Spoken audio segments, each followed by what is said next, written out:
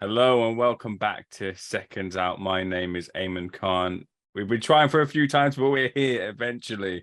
I'm here with rising British heavyweight. It's the drummer boy, David Adeleye. David, how are you doing? I'm good. I'm healthy. And I'm happy, man. How are you? Yeah, not bad. Even happier to be speaking to you. You're over in Miami right now. You've been out there Yeah. before, if I remember correctly. How's things over there? Yeah, it's good. I can't complain. I'm getting the work in, training, and shaking off the cobwebs. I didn't have an active 2022, so it was about changing it in 2023. Let's just rewind back to 2022. How do you assess that year? You just Yeah. gave me a short little summary there, but in depth, how do you feel about it? Inactive. I only had two fights. I got the job done, of course. Um, so yeah, it's about ticking over. Well, that was a tick over year, I'd say. If I had to describe it, I'd say that's a tick over year, and 2023 is about progressing on and doing what I believe and what my team believes I can do. Just mentioning Miami, I believe at the gym that you go to, Greg Hardy's sometimes there as well. Have you seen him around? Have you sparred with Yeah, him at all? he was in the gym today, but no, I'm gonna be sparring him though. He's a big I guy, believe. Greg. Yeah, he's around the same size as me, just a bit thicker, I suppose. But in terms of height and whatnot, he's not the same as me. So yeah, Looking forward to that spar. always. I'm looking forward to fighting whenever the weather. Mm-hmm. That's it. That's you. Yeah. So, what's the latest with you? I remember when you spoke to my colleague Danny Flexen and Georgia on the podcast. You mentioned that you'd be out in January, but is Yeah. that the case now? What's the plan for you? So they pushed it back now. I'll be out next month. But I'm gonna stay active in 2023, no doubt. I'm gonna be having a lot more fights. God willing, fighting for some titles, and going from there. Things are there to be won. I'm there to come and grab them. Man, you can call me a thief because I'm gonna come and take it. Have you got an opponent locked in for February, David? I do. Yeah. Can you share any details? I don't know if I'm allowed to do that. But yeah, it's gonna be a good fight. Well, I'll respect that. That's not a problem. And now, Yeah. speaking of you and your last time with Danny and George, I don't want to go over too much old ground, but I do want to highlight a Mm. couple of things. And you mentioned it there just previously. It's a post on your social media that I saw, and a picture of you. I think it was you, Fabio, Wardley, Nathan Gorman, and the caption was "I'll see the winner soon." And the other post was the most recent one, or more recent one, which is you saying strap season going into 2023. It's safe to say like your eyes are on that prize, that British title. Yeah, I'm progressing. I just want to progress, whether it's that, whether it's pushing on beyond that, um, whatever's right for me. I'm on a path, and whatever hurdles on my path, I'm willing to jump over just to kind of get through to the next hurdle. If that fight doesn't fall through for whatever reason, so be it. It's not the end of the world. Life goes on, right? England didn't make it to the World Cup final, but life still goes on.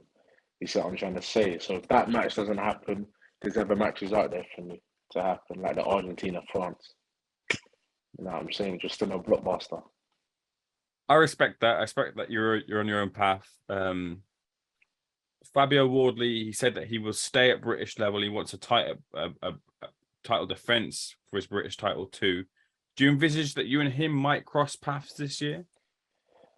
If that's what he said, I didn't know. I mean, I don't follow no one else's career, to be honest. I don't know what he's been saying, what's been said, what he hasn't been saying. But of course, if he's looking to stay there, then he's going to have to meet the likes of me, right? The heavyweights, especially in Britain, seem to get around in terms of the sparring and draw that experience from each other. Have you sparred Fabio before? No, I was meant to, but it never happened. Why didn't it happen? He showed up and said he was sick. Never How, showed up. how long ago was that? 8 months ago. Mm-hmm. Mm. And you never rearranged another spar? Of course, I mean, on my behalf, it was ready, but if he wasn't willing to spar, he was willing to spar. Maybe it was a strategic move. He knew he would be fighting me, so he didn't want to spar me. So no, Interesting. Like I didn't want to mentioned a rock lot. up. Say again, sorry. I said, where did you hear me up until? Um, just about 20 seconds ago. Yeah, he never showed up for sparring, for whatever reason. Maybe it's strategic move. Who knows? It's interesting, like I mentioned, because the heavyweights do get around and get those spars in. But just from the eye test, then, David, as he currently holds the British title, do you see weaknesses in Wardley's game? What are they that you feel that if you do potentially fight each other, that you could exploit in the ring? Yeah, but that's all irrelevant. And I'll be honest, everyone sees weaknesses in everyone's game. People watch me and think that's his weaknesses in his game, and then I look back at my own fighting and think that's not really me. That's me. That's not me. So he probably looks back at his fight, probably sees things he thinks he should have done. It's all irrelevant, the weaknesses, to be fair. Wilder saw weaknesses in Fury's game. Joshua saw weaknesses in Usyk's game. You see what I mean? It doesn't really matter, to be fair. So I don't really look at boxing like that. So how do you look at Fabio Wardley, if at all? As another heavyweight. Fair I don't enough. really watch them. If I'll be honest with you, I think, and I'll be honest, my thing is not really bad mouthing him and bashing him because I've never, like, same thing with Gorman. I'll be honest with you, the media built up that sort of hype between me and Gorman. I never built it up. I never really had no malice towards Gorman. I started my career and people started throwing his name in the mix, and then it's, you know what I'm trying to say. So they gave the bait, and I basically jumped at it. So now they're trying to do it with me and Wardley. It's like there ain't no malice there. Do you know what I mean? If you fight, we fight, and if we don't, we don't. I saw one time he said he's not that sort of fighter to start calling people's names out. I got to respect that, man. He's not that sort of way inclined. So it is what it is. Like I said, until boxers start telling me some shit I don't want to hear and start trying to be rude to me, then obviously they're going to see a different side to me. Because trust me, I'm about that life. But if it's not like that, then it's not like that. I respect that response there. So let's move Fabio out of the equation and talk about the British title as a title. Would you want to get in that 10-rounder or 12-rounder in before you go for that title? Don't really mind, innit? Fighting. It's like you're about to have a dust up on the street and then someone's being rude to you. Like, you know what, can I have a dust up with you in 10 minutes? Let me just have a warm up over here first. You're just going to have a dust up, aren't you? If that fight comes my way, there ain't no such thing as no warm up fights. There's a dust up. We're both going to be trading leather. We're the best man win. It is what it is. I think everyone's got this way now of thinking what this record thing and what the public's going to say. Listen, go out there and have fun. Life's too short. You hear stories of people, God forbid, man, never getting to fulfill their dreams, and they're leaving us way before their time with so much things unticked or so much boxes unticked. Why wait for tomorrow when you can do it today? You'd be forgiven though if your mindset was different, considering that you're still quite young in your career. So where did that mindset come from then? I suppose it's just the way I was brought up. Just me. My family is just a fighting family. The surname's powerful where I'm from. It's just me, I suppose. I mean, I don't know. My heart don't beat fear for things like fighting. My heart don't beat things for like humans and stuff. If I'm just being honest, like, I would never see somebody and be fearful of another person. I'm not saying I'm the baddest person on the street, furthest thing from. I'm not saying I'm the best fighter. I'm not. I mean, not yet anyways, but when it comes to certain things, they just don't scare me. That's all it is. I never shied away from a spar, never, you know what I mean? It's just never been in me. You do the resume check on myself.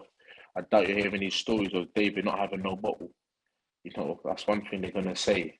One thing about David Adeleye, the man's got a bottle in every aspect of life as well. So that's just what it is. That's fair enough. David, let me ask you a couple of questions away from yourself before I bring it back to you. First of all, looking at the top of the tree, Tyson Fury versus Alexander Usyk, massive fight there. I just wonder how you felt that Tyson Fury will, if you believe he wins that fight, how you think he'll deal with Usyk, considering we've seen different styles from Fury over his career. Oh man, I think Tyson's going to surprise a lot of guys, man. I'll be honest with you, Tyson looks at boxing from a way different perspective than a lot of fighters do. You know, and I can tell you that firsthand, sitting down with the man and talking boxing with the man. You know, it's just like I mean, how do I explain it? There's science teachers that can talk to you about science, and then you've got like the scientists that can talk to you about science. You know, there's a difference. They both know science, but some people just know it from a different sort of perspective and they explain it differently. You know, when it comes to things like that, I mean, sat down with Tyson, he talked to me about some things, and it's, yeah, you know, the man's where he is for a reason. So, I mean, I'm assuming Usyk's the same way. You know, he probably thinks the exact same way, but Tyson's got the physical attributes as well as the mindset, you know, to overcome that challenge. So I do believe Tyson can do his thing. When you had that chat with Tyson, what was the perspective change that you had on boxing? Can you let us in on those conversations? Not really perspective change. You just kind of understand boxing from a different sort of aspect, from a different light, you know. So that's what it is. It's just, you know, nothing to really share with it or whatnot. It's just certain conversations we have, and, you know, certain talks we sit down and have, and it's like, all right, and, you know, yeah, that's about it. Moving on to the other side of the British heavyweight equation is Anthony Joshua, who's currently in a situation of choosing or solidifying his trainer choice. The thing I wanted to talk to you about, David, is the potential of, we're hearing whispers and rumors of a second or third fight, depends how you look at it, with Dillian Whyte, which is a good fight in the offing. What do you feel about that fight between the two if they clash this year? Everyone's writing Joshua off, man, but I don't know why. I really don't know why. But yeah, I mean, what do you think is going to happen in that fight? I think it's a good fight for both of them. It's probably the right fight for the two fighters. It's probably Dillian's best chance to get a win over Anthony Joshua in the pros right now, considering he's probably with a new trainer. And we don't know the Joshua's mindset going into this, and a lot of spotlight is put on Anthony Joshua. But I have a kind of thing with myself where if it's a really good fight, I don't really predict. I just kind of sit and watch and enjoy, even though I'm asking you to predict right now or tell me your thoughts on it then. I go with my guy AJ, man. Mm. Yeah, I think AJ does the business. And yeah, I don't think it's going to be as hard as everyone else thinks it's going to be. Bringing it back to yourself, David, I remember listening to you on one of the BT shoulder programming, and the prospect of yourself and Dubois was brought up, and you kind of made no bones about, like you mentioned earlier, you don't really fear anyone, and you throw in with anyone at any point. I wonder what you made of Dubois versus Lorena recently. Sat there ringside. It is what it is. It's boxing, right? He got caught, he got hurt, he came back and did his thing. You know, fair play to the Raw, kudos to him. I like him and his family, man. He comes from a good family. I've known him for years, so like I said, there ain't no malice between me and him. I'll be honest with you, I ain't got no problem with no boxer. And I'm pretty sure if I had a problem with a boxer, it would be known, but I ain't got a problem with no boxer, so I ain't really got nothing to say on it. You know, he did his thing. Kevin Lorena's probably kicking himself, man, every night, you know, because that was semi-bad and inexperienced from him. He didn't seem hungry after he done what he needed to do. You know, he had Dubois at his fingertips and he let him slip. So, and then Dubois literally hurt him and didn't let it slip. So, you know, he got him and he's like, I've got you now. You know, he made sure he punished him for it. David, feel free to not answer this if you don't want to, but do you look at that as a potential maybe future opponent or as a rival heavyweight in Dubois, as him, you know, having those issues and taking the knee? Do you see that as, oh, that's something I can pounce on? Or do you see that as, oh, that's No, a I don't box look at tick none of that. because that's a box tick because he rose up?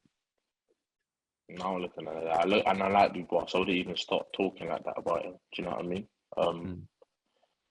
You know, every time he sees me, he's always love as well. So it's not that I wouldn't even start looking like that. You know, of course, isn't it? If it has to happen, it has to happen. But yeah, there were them sort of things that I wouldn't really start looking at. You know what I mean? Yeah. That's fair. David, my final question to you then. I'm speaking to you this time next year. You finish your 2023. Where are you in your career? Title winner, you know, multiple title winner, you know, God willing, and you know, way more experienced in my career. You know, 6 months can change your life, let alone 12 months. You know, so this time in 12 months, I think I'll be in a way better position than I'm in now. You know, I'm still in a good position now, though. You know, I don't know about rankings and all of this other stuff. You know, a lot of people get bonus from rankings. You know, they get excited and I'm ranked. That don't mean nothing, mate. Do you know what I mean? I was amateur looking at the rankings, thinking I'd beat up half the people, and you know what I mean. So, rankings don't mean nothing to me. It's like they say, records are for DJs, all of that. Just get me active. Let me do what I've got to do. Let me have some fun whilst I'm in this game. You know, they always say to you, you don't have no fun. By the time it's finished, it's going to be too late. And then people realize that they didn't manage to have no fun in this game. But I think we live in a world now where everyone has access to an opinion. So fighters hear certain things and they get disheartened. But that's why you got people like me in the game, because them sort of things, they don't really matter to me. You know, it is what it is. I'm a fighting man. I'm being a fighter. You know, it's nothing new. It's just about, for me, it's just about getting under the spotlight and getting under the bright lights. I mean, you watch my fight, you probably look at me and think, there's times I get too excited, because I'm excited in there. You know, I get excited in there. I need to keep my head cool, and stay more cool, calm, and collected whilst I'm out there under the bright lights. So I just need to get used to the bright lights, be more active, and, you know, go from there. I don't look at none of these fighters and think I'm out my depth. Just the honest truth. But, you know, time will tell. And if them fights make sense, then I'm pretty sure they'll happen. But trust me, I won't be pulling out on my end. Good perspective to have, David. I knew it'd be good to speak to you. It's been a pleasure speaking to you. Thanks so much for speaking to Seconds Out. Looking forward to speaking to you when your fight's announced and seeing you back in the ring too in 2023. Appreciate that. Cheers, fella. Much appreciated.